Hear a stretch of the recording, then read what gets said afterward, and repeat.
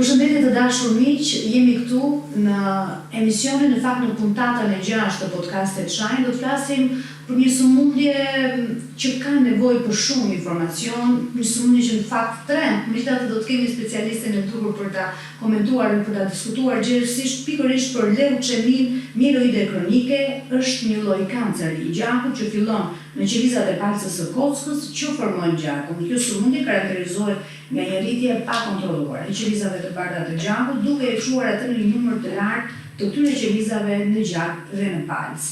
Do të jemi në këtë episod të radhës me një specialiste të fushës, do të jemi me doktoresh Alma Cili, mjeke hematologe. Doktoresh, faleminderit. Faleminderit që bëj për ftesën. Për këtë temë, besoj dhe keni shumë pyetje trëmb. Flasim për leuqemin ose shkurtimisht edhe pacientët e njohin si LMC. Çfarë është ajo? Leuqemia mieloide kronike është një ndër patologjitë maligne që trajtohen në klinikën e hematologjisë, pra qendrës spitalore universitare. Pacientët tremben dhe në fakt ne gëzohemi kur konfirmojmë këtë diagnozë në të gjithë gamën e diagnozave që trajtojmë, sepse vetë fjala tregon kronike është një progresion shumë gradual i kësaj sëmundjeje. Siç e thatë dhe juve, është një sëmundje që fillon në palcën e kockave, aty ku marrin origjinën të gjithë elementet e gjakut, në një moment të caktuar, të themi palca e kockave çmendet dhe kemi një mbiprodhim të ruazave të bardha. Kemi pacient ku mund të kapim një numër ruazash të bardha, të themi edhe 12.000, mund ta diagnostikojmë, ashtu sikurse kemi pas pacient ku kemi bërë një diagnozë në një numër ruazash të bardha deri në 500.000, ku kufiri sipër më është vetëm 10.000. Pra, është një sëmundje kronike, por që diagnoza e hershme na ndihmon shumë për një prognozë sa më të mirë në grupin e këtyre pacientëve.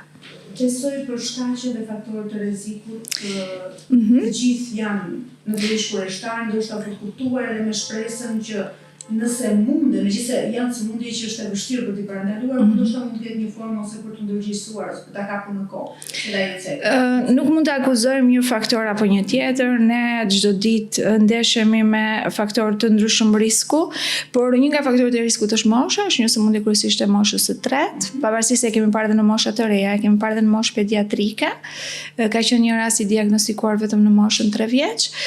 Është të qenurit të seksit mashkull, është një faktor risku, prek, si me thonë, parapëlqen të prek më tepër seksit mashkull dhe radiacioni. Radiacioni është element mjaft i rëndësishëm që shkakton këtë mutacionin tipik specifik të kësaj diagnoze. Kemi të dhëna? Patjetër që kemi. Në total ne kemi rreth 280 pacient me këtë diagnozë që trajtohen në klinikën e hematologjisë.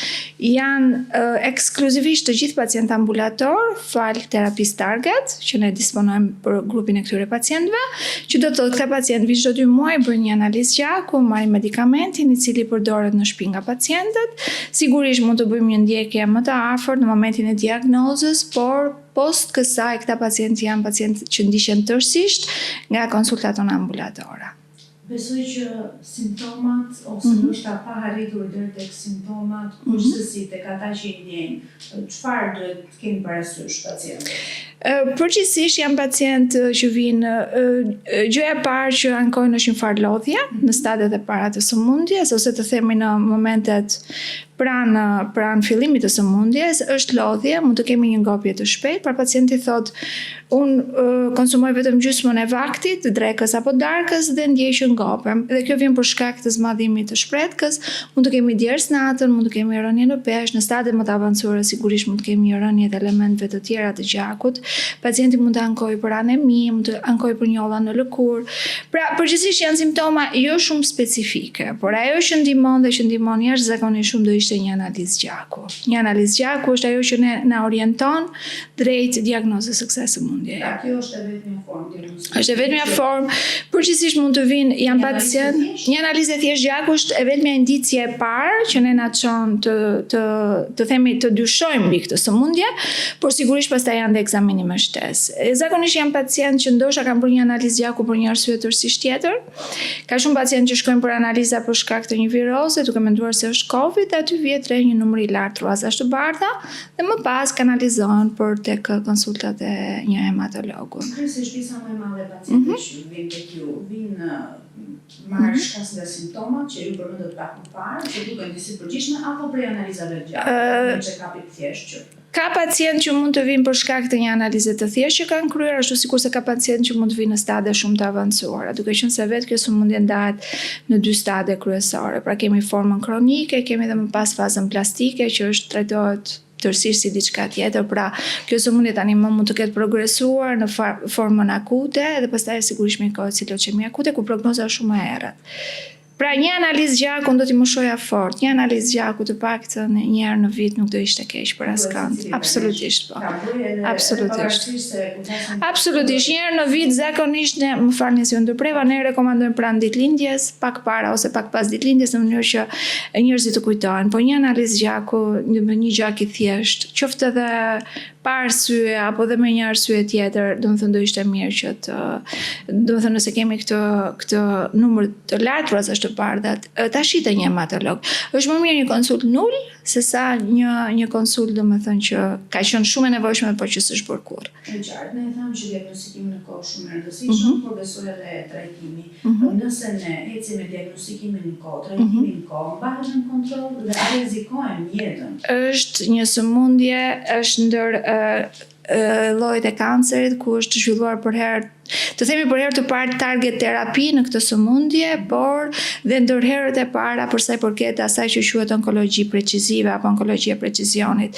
Që prej vitit 2001 pacientët me këtë diagnozë trajtohen me një lloj medikamenti që quhet janë njësër tani më në treg, që quhet tirozin kinazë inhibitor dhe prognoza këtyre pacientëve ka ndryshuar 4-cifërisht. Tani më jetëgjatësia e pacientëve me këtë sëmundje është një lloj sikurse jetëgjatësia e një popullate normale.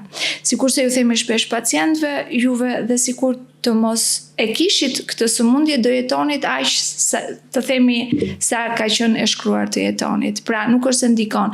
Është vetëm një përqindje shumë e vogël e pacientëve, rreth 5 deri në 10%, ku kromozomi Philadelphia, e cila është se nuk u ndalëm pak tek kromozomi Philadelphia, i cili është kromozomi kryesor që bëhet shkak për fillimin e sëmundjes, është vetëm një përqindje e vogël ku ky kromozom është negativ. Dhe të themi këta grup pacientësh kanë një prognozë pak më të errët se sa pacientët ku ky kromozom është pozitiv dhe që trajtohen me target terapi.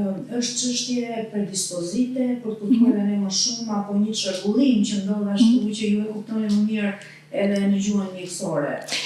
Nuk është genetika, është diçka që mund të ndodhë me kalimin e viteve, nuk është diçka, në këtë kromozom ne nuk e bartim nga nëna në lindje, por me kalimin e viteve mund të ndodhë. Është një shkëmbim i materialit genetik midis kromozomit 9 dhe 22 dhe krijohet ai që quhet kromozomi 922 ose kromozomi Philadelphia, që ka marrë emrin nga qyteti ku është zbuluar dhe pikërisht për këtë arsye 22 shtatori është dita botërore e leukemisë mieloide kronike. Pra nuk duhet të tromben pacientët apo familjarët në këtë diagnozë sepse absolutisht nuk është një sëmundje e transmetuar genetikisht. Gjatë trajtimit, cilat janë sfidat më të mëdha që hasni ju si specialist të fushës me pacientët, por ndoshta edhe me medikamente apo format e trajtimit dhe gjitha çfarë duhet në gjithë paketë të temi. Leukemia mieloide kronike është nga sëmundjet që unë të them e dua më fort. Ka qenë dhe teza ime e doktoraturës. Është ndër sëmundjet që trajtohen, mund të them, shumë mirë dhe maksimalisht mirë në Qendrën Spitalore Universitare Nën Tereza. Tani më ne disponojmë 3 tirozin kinazë inhibitor, kur në linjë të parë kemi imatinibin, po flas emra gjenerik, në linjë të dytë kemi nilotinibin dhe mund të kemi edhe bosutinibin në linjë të tretë. Pra, nëse një pacient dështon nga njëra prej linjave, ne mund të kalojmë deri në linjë të tretë të terapisë, dhe që janë medikamente që siç u thash kanë ndryshuar tërësisht prognozën e pacientëve me këtë diagnozë. Kur flasim se nuk përmend tek pjesa e numrit të çfarë diçka e pacientëve për ato dëna që ne kemi, krahasuar me vitet e tjera, është një trend i rritjes së kësaj sëmundje apo jo domosdoshmërisht? Nëse ka një lloj kontrolli. Ne nuk kemi vënë re një trend në rritje të kësaj sëmundje, kemi ndoshta një sëmundje tjetër që është shumë e lidhur me imunitetin. Dhe ndoshta presupozohet janë ende në studime si për efektet e Covid dhe pandemisë, sepse çdo virus mund të bëhet shkak për fillimin e një sëmundje malinje. Jo çdo virus, por shumica e viruseve të themi, akuzohen për fillimin e sëmundjeve malinje, por mbetet për tu vërtetuar në një të ardhme, sepse jemi ende shumë herët, kemi vetëm 5 vite nga pandemia dhe që është diçka që është ongoing, nuk është se Covid do largohet besoj ndonjëherë nga ne, është diçka që është ende aty, por ndoshta në një të ardhme mund të kemi një ide më të qartë se çfarë ka bërë në organizmin e njeriu dhe për më tepër çfarë ka bërë në lidhje me shfaqjen e sëmundjeve malinje. Por nuk është se kemi vënë re ndonjë incidencë më të lartë për sa i përket leukemisë mieloide kronike në popullat. Dhe kur flasim për trendet, tek Shqipëra që kemi thatë janë më të rrezikuara moshat e treta, po ka edhe raste të shpeshta tek të rinjt apo jo? Janë sporadike. Të rinjt janë raste sporadike, duke qenë se duhet një farë periudhe që ne të ekspozohemi të themi ndaj radiacionit, toksinave, mosha, sigurisht është faktor risku etj. Duhet një farë kohë deri në krijimin e kësaj sëmundje. Por kemi pas dhe raste pediatrike.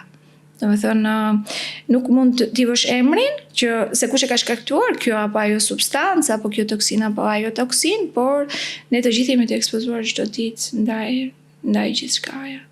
Dhe së fundi çfarë duhet bëjmë ne si qytetar përpara se të bëhemi pacient kur flasim për këtë sëmundje? Cila është detyra jonë që duhet kemi në këtë rast ndaj vetes edhe shpesh ndoshta edhe prindërve që kanë përgjegjësinë për këtë detyrë? Unë nuk kam asnjë mesazh të veçantë në fakt, e vetmja gjë do thoja që duhet jemi shumë të kujdesshëm ndaj trupit tonë. Çdo ndryshim, çdo lodhje, çfarë do lloj shqetësimi duhet jemi më të vëmendshëm.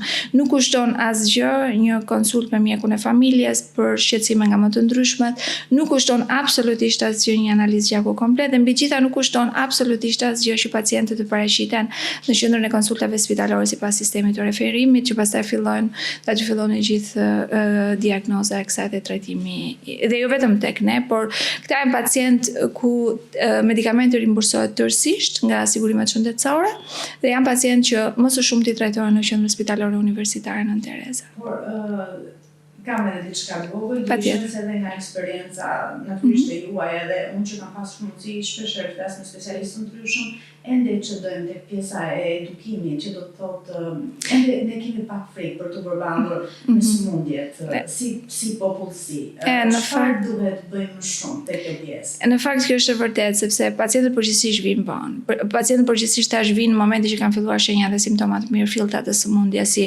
rënë në peshë, gjerës natën, kemi një lien ose një shpret shumë të zmadhur që mund të zor deri 3/4 e barkut. E vetmja gjë është t'i bëjmë thirrje. Mjekët e familjes besoj se duhet të kenë rëndësinë më të madhe, sepse janë ata që i shohin më shpesh, sidomos moshat e treta, por medikamente të ndryshme, antihipertensiva apo diabetike etj. Ata duhet jenë ata që t'i moshojnë më tepër një analizë gjaku. Kështu që është e rëndësishme. Unë mendoj që është shumë e rëndësishme një analizë gjaku të paktën për këtë sëmundje. Doktoresh, faleminderit shumë. Faleminderit juve. Që thatë shumë informuese dhe natyrisht shumë e vlefshme për gjithë ata që na kanë ndjekur. Ishte kënaqësi. Faleminderit. Edhe për mua. Ky ishte episodi 6 i podcastit Shine, do të jemi së shpejti. Mirupafshim.